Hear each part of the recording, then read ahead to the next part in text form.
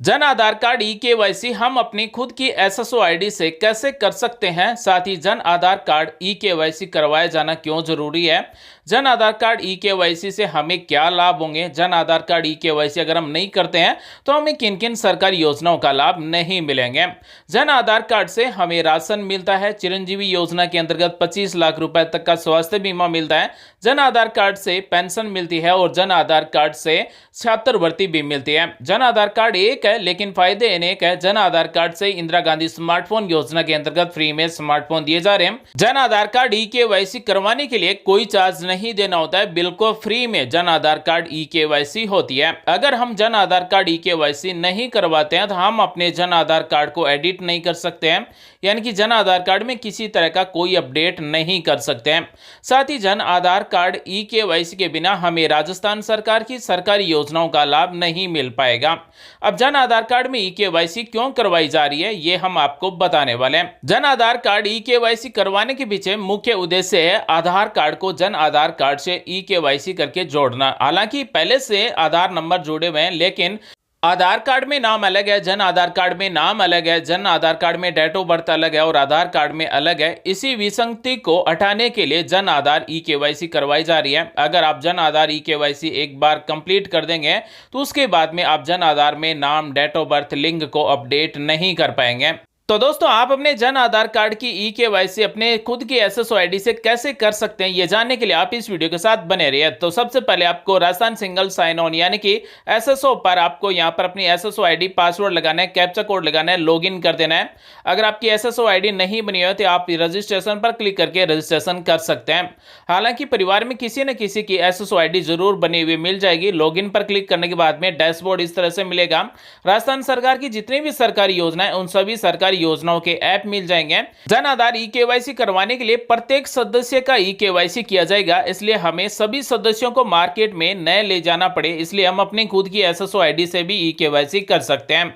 तो यहां पर हमें मिलता है जन आधार और यहां पर आप सर्च कर सकते हैं जन आधार। जैसा कि आप सभी यहां पर देख सकते हैं ये आ गया जन आधार, इस पर हमें क्लिक कर देना है। तो जन आधार पोर्टल इस तरह से ओपन हो जाएगा। अगर पोर्टल ओपन नहीं होता है तो आपको अपनी एसएसओ प्रोफाइल है उसे अपडेट करना होगा। अपनी जन आधार नंबर है वो साथ में अटैच करना होगा। जन आधार नंबर अपनी एसएसओ प्रोफाइल में जोड़ना होगा। तो उसके बाद में इस तरह से जन आधार पोर्टल ओपन हो जाएगा और सबसे पहले हमें मिलेगा एनरोलमेंट, इस पर हमें क्लिक कर देना है। जैसे एनरोलमेंट पर क्लिक करेंगे तो इस तरह से बहुत सारी ऑप्शन ओपन हो जाएंगे। जैसे फैमिली एनरोलमेंट स्टेटस चेक कर सकते हैं। अगर हमें मेंबर ऐड करना हो तो सिटीजन ऐड मेंबर पर क्लिक करके ऐड कर सकते हैं। अगर हमारा जन आधार कार्ड डाउनलोड करना है तो ई कार्ड सिटीजन पर क्लिक करके हम अपने जन आधार कार्ड को डाउनलोड कर सकते हैं पीडीएफ में। अगर हमारे जन आधार कार्ड में डॉक्यूमेंट अपलोड नहीं है तो डॉक्यूमेंट अपलोड कर सकते हैं। अपने जन आधार कार्ड को एडिट कर सकते हैं। अपने जन आधार कार्ड से अगर दो फैमिली को बनाना है, मान लीजिए किसी की शादी होगी तो स्लिप्ड फैमिली पर क्लिक करके यहां से एक जन आधार कार्ड से दो जन आधार कार्ड बना सकते हैं। इसी तरह से अगर हमें अपने जन आधार कार्ड में किसी फैमिली मेंबर को ट्रांसफर करना हो तो यहां से सिटीजन ट्रांसफर फैमिली मेंबर पर क्लिक करके एक जन आधार कार्ड से दूसरे जन आधार कार्ड में अपने जन आधार कार्ड में जुड़े मेंबर को ट्रांसफर कर सकते हैं। मान लीजिए किसी की शादी हो गई तो ट्रांसफर करना है तो एक जन आधार कार्ड से दूसरे जन आधार कार्ड में मेंबर को ट्रांसफर कर सकते हैं। और अंत में यहां पर मिलता है सिटीजन फैमिली ई केवाईसी, इस पर हमें क्लिक करके ई केवाईसी करनी होगी। लेकिन ई केवाईसी से पहले आपको यह जान लेना जरूरी है कि हमारे जन आधार कार्ड में जितने भी सदस्य जुड़े हुए हैं उन सभी के डॉक्यूमेंट अपलोड होना जरूरी है। अगर किसी सदस्य के डॉक्यूमेंट अपलोड नहीं है और अगर हम ई केवाईसी कर देते हैं तो ऐसे में ई केवाईसी रिजेक्ट हो सकती है। तो यहां पर सबसे पहले हमें चेक करना है कि हमारे जन आधार कार्ड में जितने भी सदस्य जुड़े हुए हैं उन सभी के डॉक्यूमेंट अपलोड है या फिर नहीं है। तो यहां पर हमें डॉक्यूमेंट अपलोड सिटीजन पर क्लिक कर देना है। तो डॉक्यूमेंट अपलोड करने के लिए इस तरह से ओपन हो जाएगा। यहाँ पर सभी सदस्यों के नाम मिलेंगे। चयन करे पर यहाँ पर शो लिस्ट दी गई है कि आपका कौन सा डॉक्यूमेंट अपलोड नहीं है, आप यहाँ से चेक कर सकते हैं। उदाहरण के तौर पर मान लीजिए हमें चेक करना हो इस सदस्य के डॉक्यूमेंट कितने अपलोड है कितने अपलोड नहीं है। तो जैसे हम शो लिस्ट पर क्लिक करेंगे तो डॉक्यूमेंट जितने भी अपलोड है उन सब की लिस्ट इस तरह से आ जाएगी।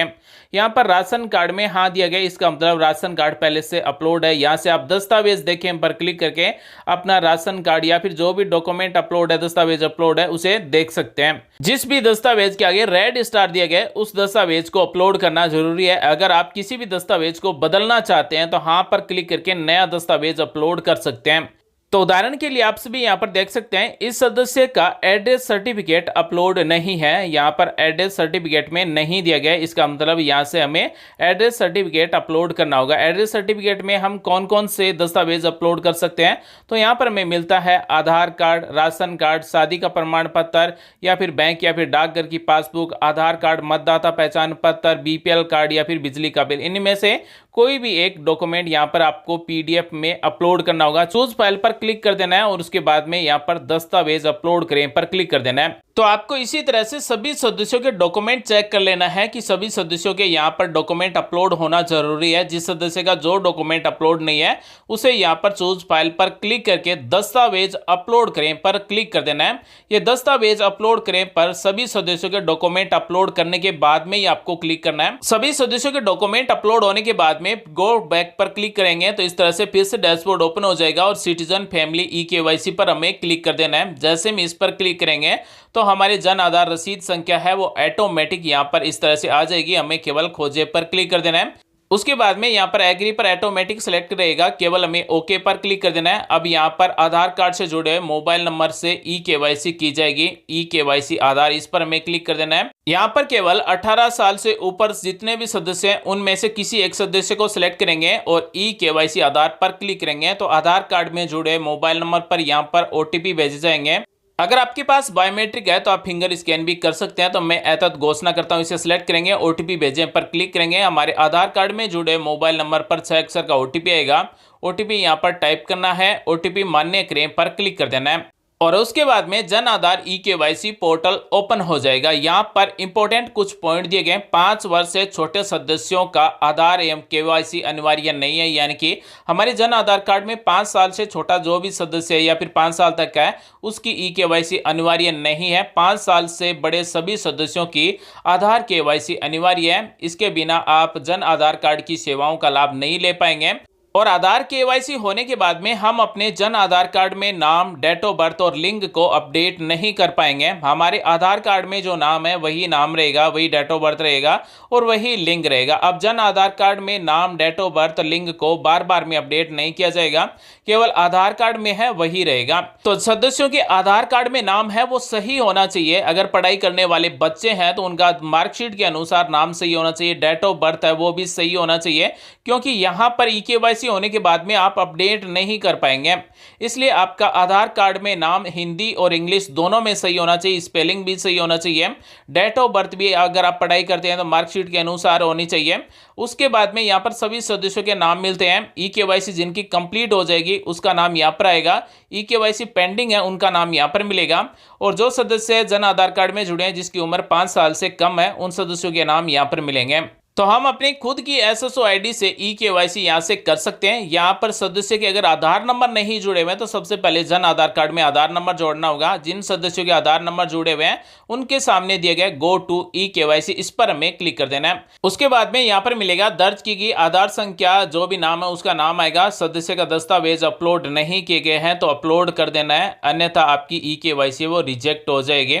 तो हमें ओके पर क्लिक कर देना है। उसके बाद में इस तरह से आई एग्री पर ऑटोमेटिक रहेगा, ओके पर क्लिक कर देना है। यहां से सदस्य को सिलेक्ट कर लेना है, ई-केवाईसी आधार पर क्लिक कर देना है। जैसे इस पर क्लिक करेंगे तो आधार कार्ड से जुड़े मोबाइल नंबर पर ओटीपी भेजकर ई-केवाईसी कर सकते हैं। अगर हमारे पास फिंगर स्कैन बायोमेट्रिक है तो हम अपने सदस्य की बायोमेट्रिक से फिंगर स्कैन कर सकते हैं। अगर आइरिस मशीन है तो हम आंख भी स्कैन कर सकते हैं। हमारे आधार कार्ड में मोबाइल नंबर जुड़े, मैं एतत घोषणा करता हूं, इसे सिलेक्ट करेंगे, ओटीपी भेजें पर क्लिक करेंगे, ओटीपी टाइप करेंगे, ओटीपी मान्य सत्यापित करें पर क्लिक करने के बाद में कंप्लीट ई-केवाईसी लिस्ट में नाम आ जाएगा और हमें यहाँ पर ई-केवाईसी में वेरीफाइड मिलेगा। इसका मतलब हमारी ई-केवाईसी वो सक्सेसफुल हो चुकी है।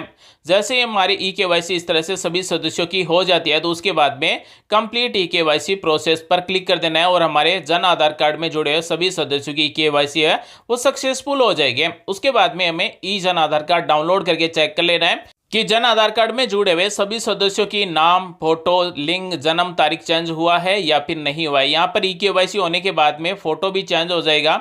जो हमारी फोटो आधार कार्ड में है वही फोटो अब जन आधार कार्ड में रहेगी।